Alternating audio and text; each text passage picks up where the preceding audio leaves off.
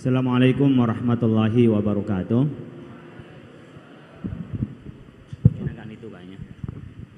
Alhamdulillahirabbil alamin wassalatu wassalamu ala asyrafil anbiya wal mursalin sayyidina Muhammad wa ala alihi wa ashabi ajma'in. Subhanaka la ilma lana illa ma 'allamtana innaka antal alimul hakim. Bapak Ibu sekalian dan teman-teman yang hadir pada kesempatan kali ini, alhamdulillah pada pagi hari ini kita bisa silaturahim dan membahas soal moderasi beragama.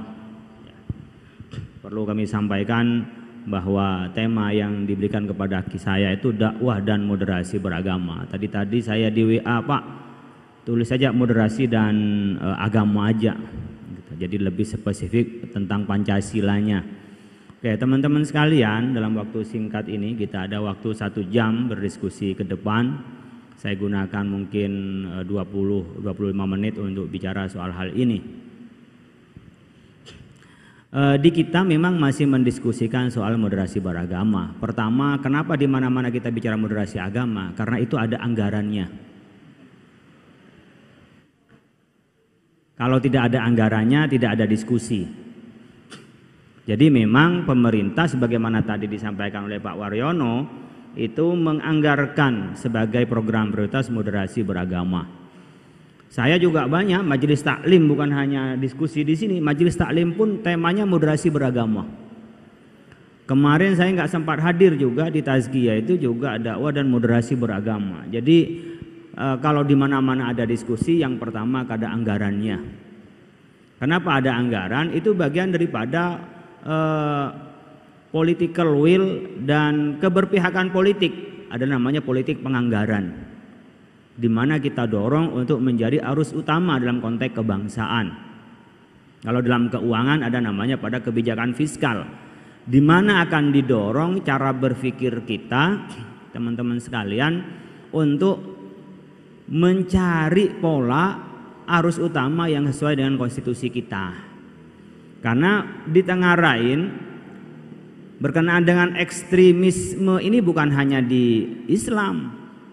Kalau dalam konteks dunia seperti di India, 4 bulan lalu saya bersama dengan Pak Mahfud ke India, itu menemukan betul dari saudara-saudara kita non-Hindu itu mengalami diskriminasi dan ada kekerasan dan intoleransi, bukan hanya kepada Islam, ke agama yang lain, Kristen, Katolik, ya, Konghucu, ya, tetapi banyak kepada Muslim.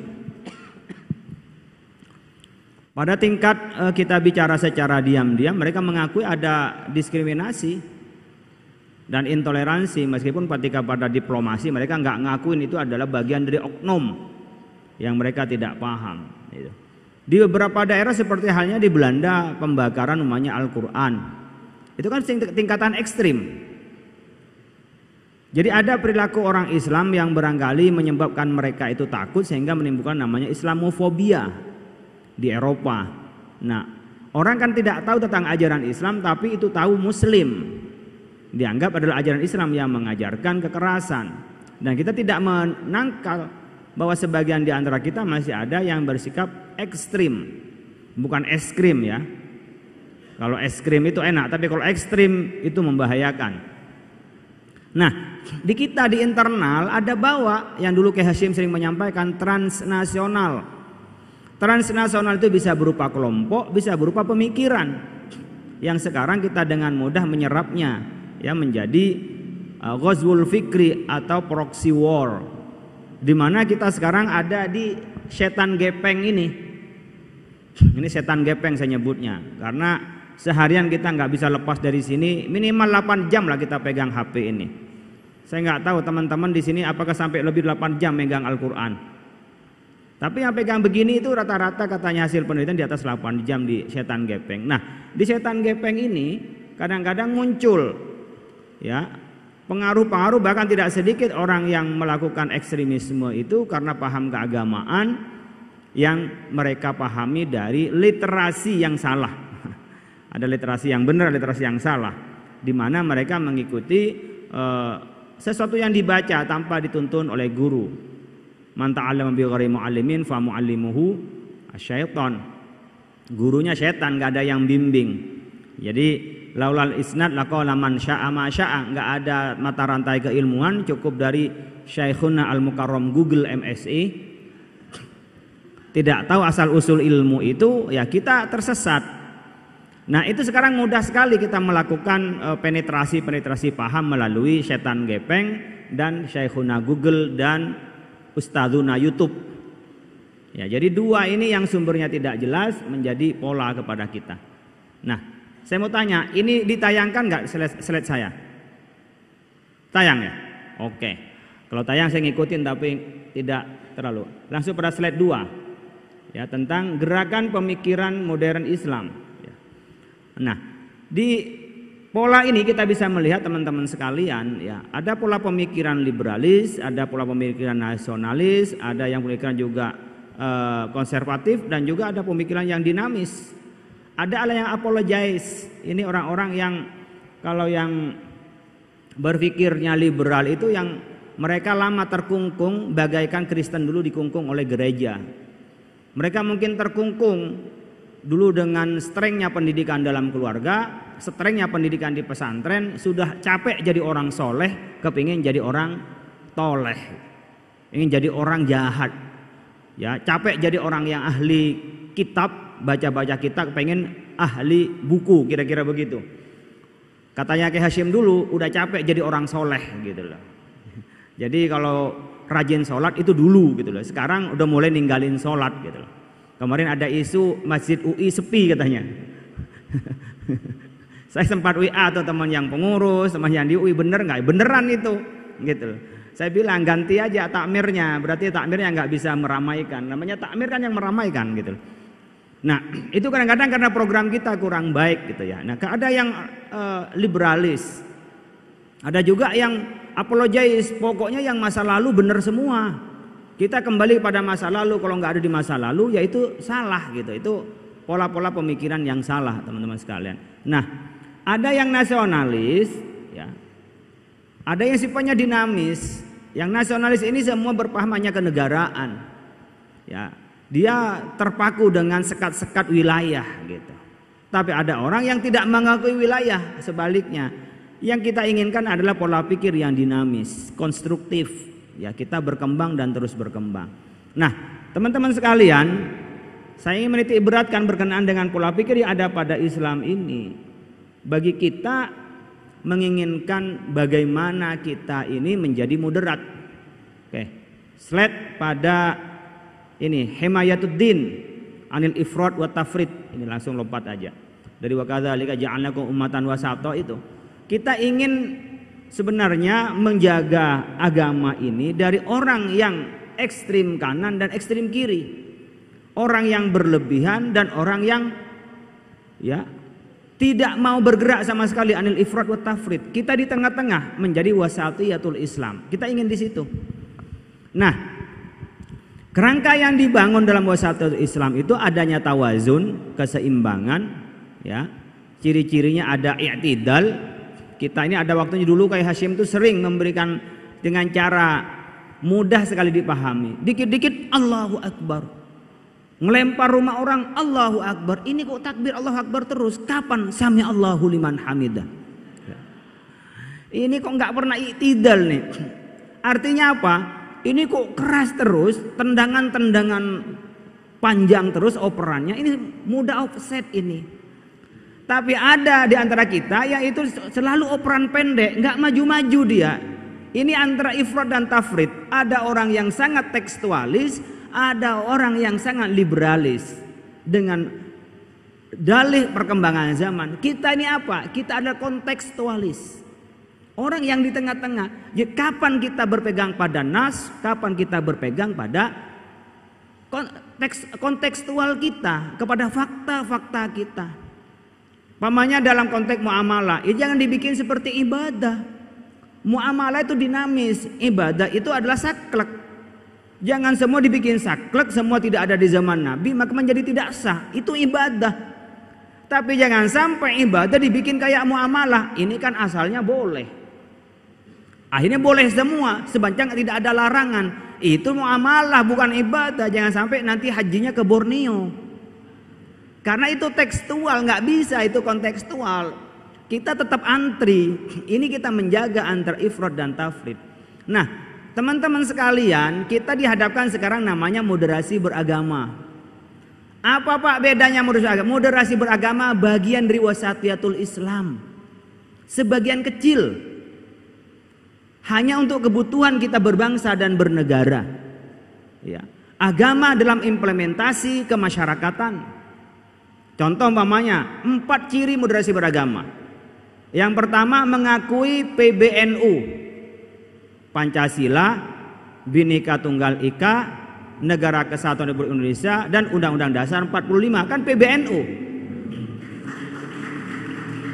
Jadi pertama mengakui PBNU, itu dasar utama orang toleransi. Jadi kalau orang sudah tidak NKRI, tidak PBNU, berarti dia sudah orang-orang yang tidak moderat beragamanya, yang ingin mengganti Pancasila, negara tauhid, negara-negara kafir. Itu namanya tidak moderat.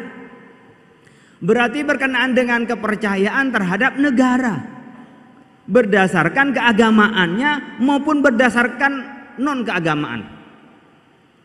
Ini diantaranya. Nah, slide berikutnya, slide ke atas. Ini biar karena ditampilkan. Lagi terus. Ini udah kita jelasin terus. Ini biar, oke lanjut. Karena kita lanjut biar buat lanjut lagi. Saya oke, lanjut. Nah, ini saya di sini. Karena kita memang menyesuaikan dengan perubahan tema. Jadi narasumber itu harus siap di luar yang dipikirkan.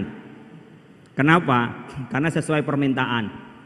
Kalau jadi penceramah itu tanpa diminta, tapi kadang-kadang tarik mata dari pemirsa itu membuat kita tema itu berubah.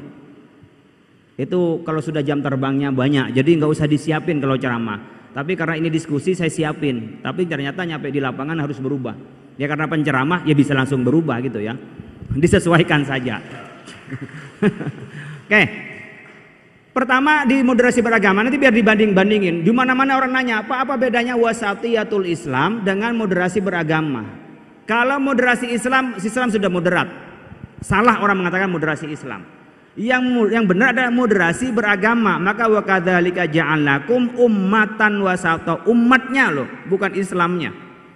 Artinya cara kita memahamin Islam itu sebagai umat, ada yang tatoruf, ada yang ifrad, ada yang tafrid, ada yang berlebihan, ada yang mendistorsi, ada dibilang tidak ada yang tidak ada diada-adakan.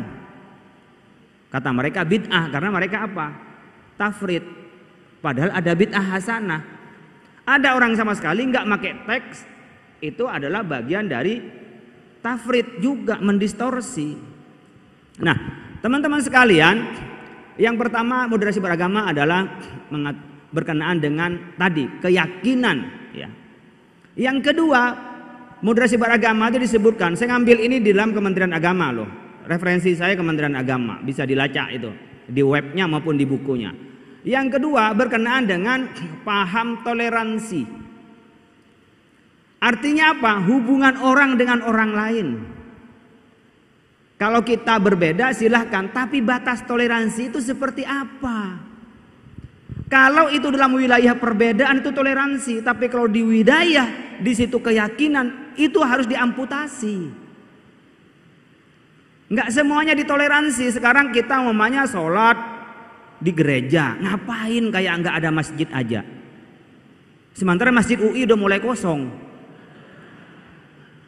Kira-kira bener nggak? Kemudian umpamanya saya ini toleransi apa? Sembahyang di masjid, nggak perlulah. Itu keterlaluan namanya, hulu itu sudah.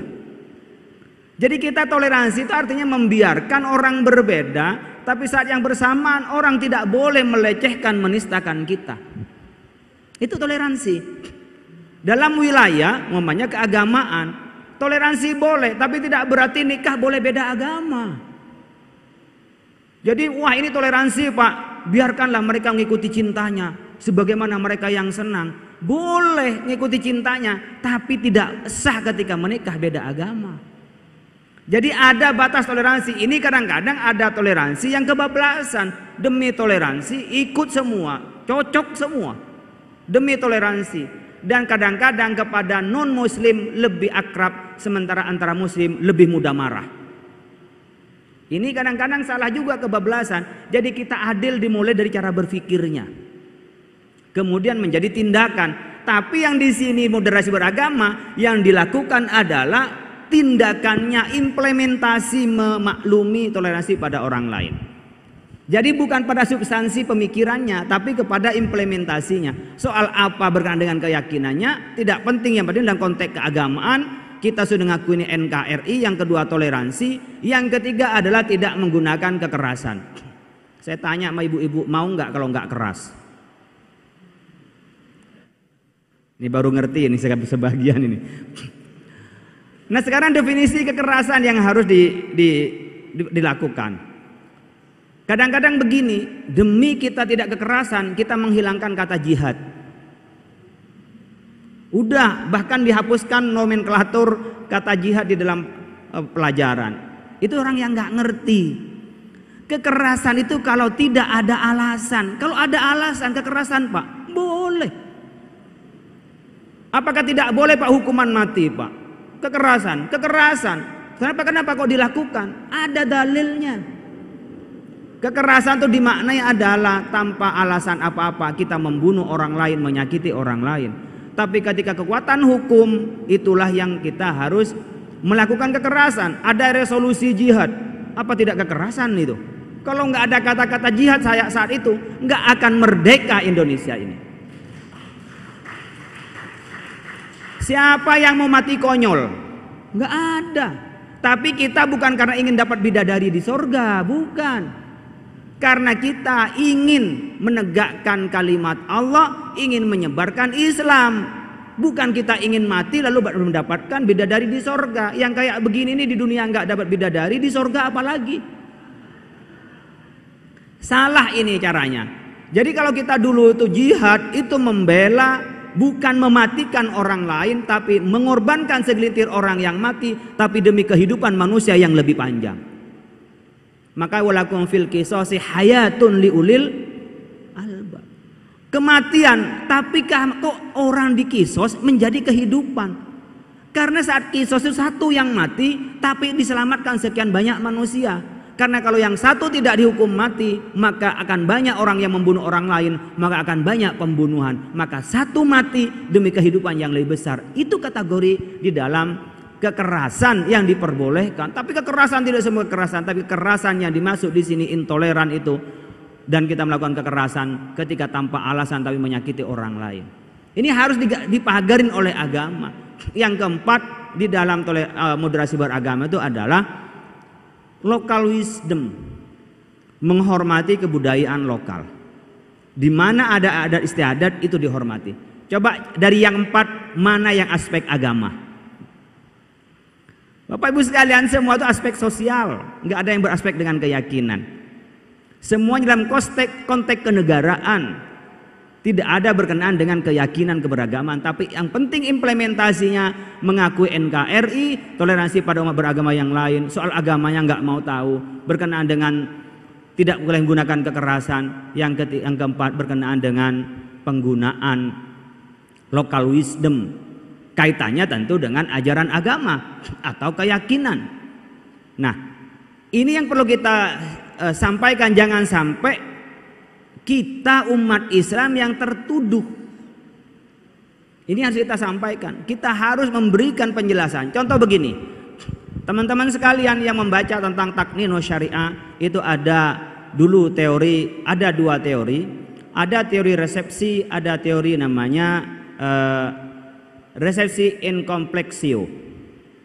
Ini dulu Snoek Hoogren, penasehat dari kerajaan Belanda di sini, untuk menyampaikan tentang hubungan agama dan negara.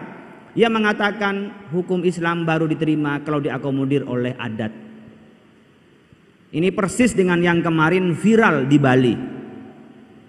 Karena ada peraturan daerah, maka agama pun harus tunduk pada hukum adat di sini. Gak usah dipersoalkan kalau urusan pakaian katanya. Lah gimana soal pakaian jangan diuruskan sementara dia sedang mempersoalkan pakaian. Omongannya saya udah paradok. Kalau tidak mempersoalkan pakaian, ya udah nggak usah ngomongin pakaian kan gitu. Jadi sebenarnya ini masih dalam konteks yang dulu ada adat yang sama sekali tidak bisa menerima terhadap Islam, yang harus mengubah. Ada dari kompleksnya Hazairin, teori Hazairin namanya disebut dengan konsep resepsi kontrario. Itu juga oleh Ahmad Thayyib, pakar hukum Islam, mengatakan setiap hukum adat baru diterima kalau itu sesuai dengan Islam. Karena dua-duanya sama-sama sumber hukum nasional. Sumber hukum nasional ada 3, adalah hukum warisan Belanda, ada hukum adat dan hukum Islam. Gimana ketika adat bertentangan dengan Islam? Katanya Hazairin mengatakan semua adat ditolak kalau itu bertentangan dengan syariah. Itu namanya resepsio contrario, karena kontra, ya. Bahkan disebut resepsi exit bahasanya. Keluar dari teori resepsinya yang disampaikan oleh Snodgrass itu. Nah, ini yang masih pertentangan sampai sekarang. Yang Islam nggak mau menerima adat, yang adat itu nggak mau menerima Islam kalau bertentangan dengan adat. Muncullah yang namanya Islam Nusantara. Islam Nusantara dipersepsikan sebagai Islam tersendiri, padahal Islam yang hidup dan bersama dengan local wisdom. Maka saya memunculkan yang ketiga, ini dari saya saja sambil canda-canda, ada namanya teori resepsi kompromio. Ini dari saya, ini tambahan sendiri ini. Apa maksudnya?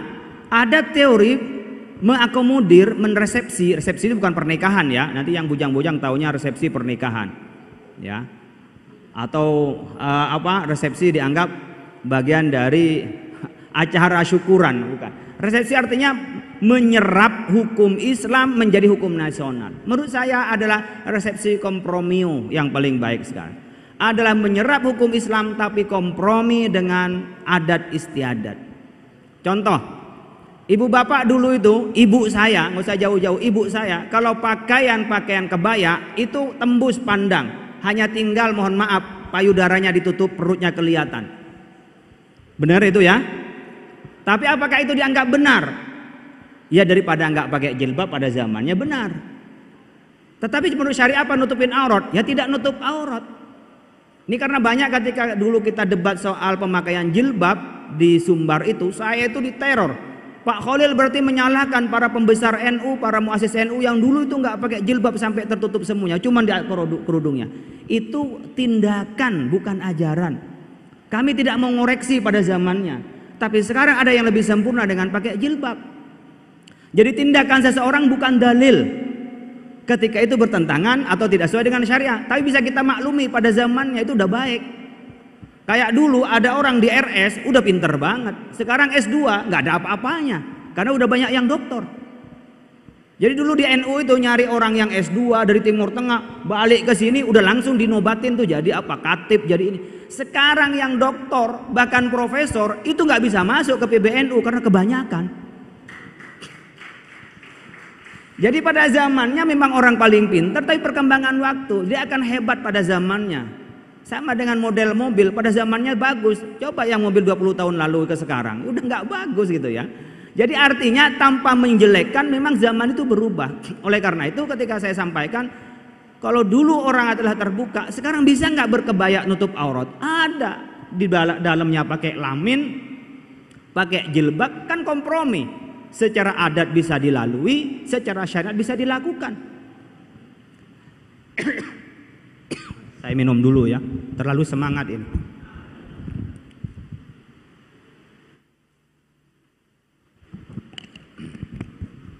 Nah, teman-teman sekalian, saya ingin dari teori ini, artinya resepsio kompromio itu bahasa saya ya, itu teori baru ini belum saya masukkan dalam jurnal ini.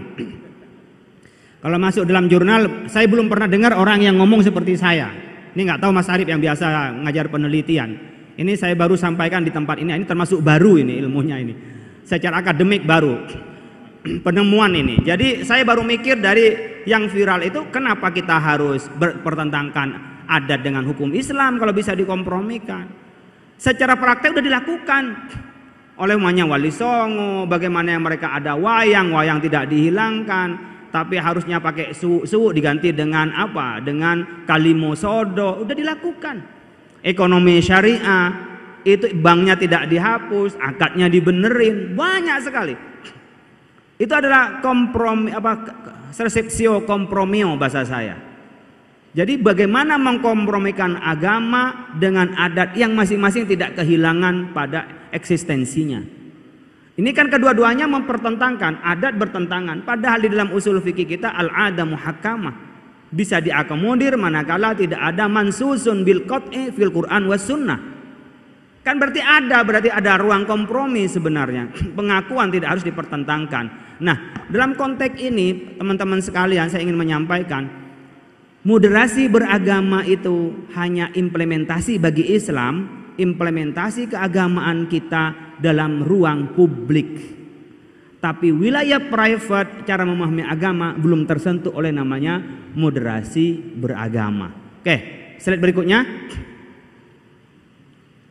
Klik slide berikutnya.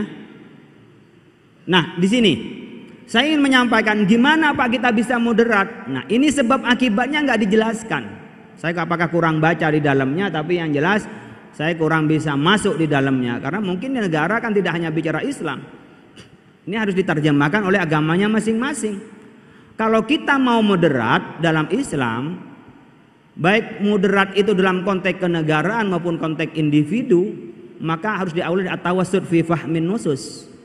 Harus dulu kita ini moderat dalam memahami teks. Sementara kita ini 65% lebih Indonesia belum bisa baca Al-Quran. Teks Al-Qurannya aja belum bisa baca. Gimana mau moderat? Jadi kita jangan hanya dipaksa orang harus moderat, sementara kita tidak bisa menyebarkan bagaimana tadi namanya gagasan Ki Hasyim Gus Susron mengirim anak muda untuk mengajarkan agama ke daerah-daerah itu. Itu kan diawali dari cara mereka memahami Al-Quran, teks keagamaan gitu. Nah, di sini ada orang yang tak mau bergerak dari teks ini, ada yang mau bergerak manhajian. Secara metodologis dia bergerak. Seperti umpamanya di beberapa hal memotret keindonesiaan, memotret kebangsaan, itu banyak bisa dilihat dari usul fikih. Ya, umpamanya saya kadang-kadang kelakar, nggak serius. Ya nggak apa-apa kalau diviralkan juga nggak apa-apa. Saya mikir mulai kemarin tentang calon presiden dan wakil presiden. Mikir sendiri saya. Ini mau pasangan dengan siapa, ya kan? Prabowo dengan Ganjar, Anies dengan Puan, Anies dengan AHY, macam-macam. Terus sementara Pak Prabowo dengan Muhaimin, Gerindra dan PKB sudah bikin sekretaris bersama. Tanpa ada akad siapa calon wapres dan siapa calon presiden. Dia hidup bersama tanpa akad, berarti kan kumpul kebo.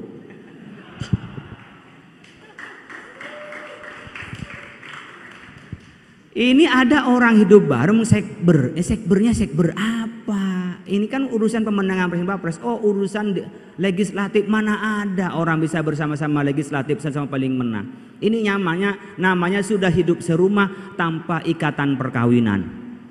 Ada orang yang tidak punya rumah tapi sudah kawin duluan. Itu kan sederhana dipotret pakai usul fikih. Saya ingin memotret dengan usul fikih saja. Oh, ini ada orang udah bikin hidup serumah tanpa ada akad. Mau sebagai apa? Ada yang orang sedang mencari pasangan, mungkin sudah akad. Ada yang dibikin apa? Pokoknya koalisi. Seperti PAN, PKB dan Golkar, koalisi tapi nggak jelas siapa presiden dan siapa wapresnya. Pokoknya koalisi gitu. Jadi sekarang ini memang menjelang presiden eskalasinya itu akan naik dan banyak yang memang kalau dipotret dengan ilmu usul fikih rada-rada lucu gitu loh. Cara mereka musyawarah. Kalau dipotret dengan usul fikih bukan dipotret dari ilmu politik. Maka saya bilang kalau dipotret dari ilmu yang lain mungkin tidak, tapi dari ilmu usul fikih iya ya, cara mereka berpasangan dan seterusnya. Yang saya ingin sampaikan, ketika kita memahami secara metodologis ini membuat kita mencari namanya al-makharij al-fiqhiyah. Kita bisa mencarikan solusi-solusi perspektif fikih. Dan tidak ada di dalam kehidupan kemajuan Islam tanpa fikihnya yang maju. Kalau Yunani itu maju pasti filsafatnya, tapi Islam maju dimanapun, yang maju pasti usul fikih dan fikihnya. Makanya kita dulu itu ada matan, ada hasyiah, ada syarah, muncul lagi itu betapa berkembangnya tentang keilmuan kita. Kenapa? Karena kita kaya secara metodologis. Nah, disinilah kita ada namanya tatawurian, sifatnya dinamis, ada yang namanya tasamuhian. Ada kita memunculkan toleransi. Orang yang ahli fikih pasti mudah toleransi, ya. Mudah toleransi orang ahli fikih. Kalau ahli tauhid sulit dia toleransi, karena dia paten. Kalau orang ahli hadis sulit dia tuh kena hoak. Kenapa? Selalu verifikasi sanadnya, ya, rawinya, matannya itu orang hadis. Orang ahli tafsir itu nggak pernah satu, karena banyak tafsirnya. Jadi teman-teman sekalian yang belajar keislaman itu sangat dinamis. Orang fikih itu nggak ada orang fikih itu yang ketat-ketat. Makanya orang-orang yang hampir zindik itu ya orang fikih. Kenapa? Kadang-kadang tatabu'ur rukhos, tasahul bil ta'alim al-islamiyah. Dia cari yang mudah-mudah aja. Sementara orang hadis cari yang ketat-ketat. Karena takut bohong, takut tidak mutasil, takut tidak juga rafa dan seterusnya. Oke, terakhir teman-teman sekalian, saya ingin menyampaikan ciri-ciri tentang moderasi, tawassut dalam kita. Ya, slide berikutnya. Ini cirinya. Ada tawassut, tawazun, i'tidal, tasammum, musawah, syura, islahiyah, aulawiyah, baru tahadduriyah, baru masuk pada peradaban kita. Kalau ini bisa kita lakukan, ya, kapan kita dinamis, kapan kita tasamuh, kapan kita egaliter, ya, kapan kita tegas, i'tidal, tegas. Kapan kita dialogis. Nah, tapi harus ada orientasi kita, mana yang urgen, mana yang prioritas, dan mana yang itu menuju kemaslahatan. Jadi pola pikirnya itu jangan bergerak di tempat. Kasus-kasus aja yang dibahas. Gimana umpamanya Indonesia ini kok banyak orang yang terjangkit radikal, hanya radikalnya yang dibahas. Gimana orientasi kita? Tadi umpamanya berkenaan dengan kesejahteraan, berkenaan dengan keadilan, bukan semata-mata paham keagamaan. Karena kemiskinan juga iya, karena keadilan juga iya, maka sandaran yang paling empuk adalah agama. Jadi kalau agama saja yang disebarkan tanpa keadilan, tanpa juga pemerataan kesejahteraan, itu nonsen. Tetap aja muncul radikalisme, bahkan sampai ekstremisme. Karena itu beriringan, tidak satu faktor orang menjadi teroris itu. Tidak hanya satu faktor, bisa faktor karena pergaulan, karena kebijakan, dan juga berkenaan dengan posisi dirinya, itu bisa melahirkan. Oleh karena itu teman-teman sekalian, kita harus berorientasi pada apa yang maslahat, apa yang tidak. Slide terakhir, Bapak Ibu sekalian, saya ingin menyampaikan, saya paling senang ayat ini. Wa ma kanal mu'minu liyanfiru kafah falaula nafara min kulli firqatin minhum ta'ifatun yatafaqahu fid din wa liyunziru qaumahum idza raja'u 'alaihim la'allahum yahdharun. Ini dalam perang itu Nabi oleh Allah disampaikan, Nabi jangan duduk semuanya pergi ke perang. Ada satu yang tafaqquh fid din. Saya ingin sampaikan, kalau beberapa tempat saya ceramah, tempat NU itu punya anak jangan semuanya jurusan agama, atau semua anak jangan jurusan umum. Ada sebagian pulau punya anak dua, satu umum, satu agama, biar saling melengkapi. Agama bagus ya, bagus, tapi sewaktu kita butuh juga orang yang ahli administrasi, ahli sosiologi. Tapi jangan semuanya umum. Kadang-kadang kan umum semua, kedokteran, teknik, karena gampang cari duit. Nggak tahu lebih gampang lagi kiai. Kiai itu nggak usah nyari duit, datang sendiri. Kalau dia masih nyari, kan gitu. Coba kalau Pak Ki Hasim memahanya dengan cara cari duit, jadi gubernur BI, apakah bisa beli seluas Al-Hikam Depok dan Al-Hikam di Malang? Belum tentu. Saya udah kenal dengan gubernur BI, nggak kaya-kaya banget. Kalau beli tanah segini dan beli tanah di sana, itu pun baru beli tanahnya, bangunnya. Yang nggak bisa dibeli adalah modal sosialnya, kepercayaan masyarakat, merasa banyak temennya, didoain terus, itu kan. Jadi banyak orang yang salah dianggap dengan jurusan itu yang gampang cari duit. Dia gampang mencari duit untuk bekerja, sementara kiai cari duitnya sudah tidak bekerja. Itu makomnya iktisab, ini makomnya tajrid. Itu masih nyari, yang ini udah nggak nyari lagi, udah datang sendiri. Nah, Kalau punya anak 3, 1 minimal agama, 2 umum. Kalau ternyata 3 ternyata umum semua, istrinya nggak lahir lagi, cari istri yang baru. Sehingga ada anak yang dari istri yang baru itu yang jurusan agama. Artinya apa? Dalam rumah itu harus ada penerus, ya, liyatafaqahu fiddin wal yunziru qaumahum idza raja'u. Jadi ada satu. Maka katanya Muhammad Al-Hijazi itu, ya, disebutkan hubbul watan minal iman. Hubbul watan ad-difa' anil watan wajibun muqaddasun. Kita membela negara kewajiban yang mulia. Fa innal watana yahtaju ila man yunadilu bisayfi wa kadzalika yahtaju ila man yunadilu bil hujjati wal burhani. Negara ini butuh pembela. 1, pembela dengan alutsista, dengan senjata, TNI, iya. Ada yang dengan apa? Birokrasi, iya. Ada dengan diplomasi, iya. Tapi ada satu lagi yang membela negara apa? Bil hujjati wal burhani, dengan argumentasi dan narasi. Itulah hak intelektual dan kaum ulama. Terima kasih. Assalamualaikum warahmatullahi wabarakatuh.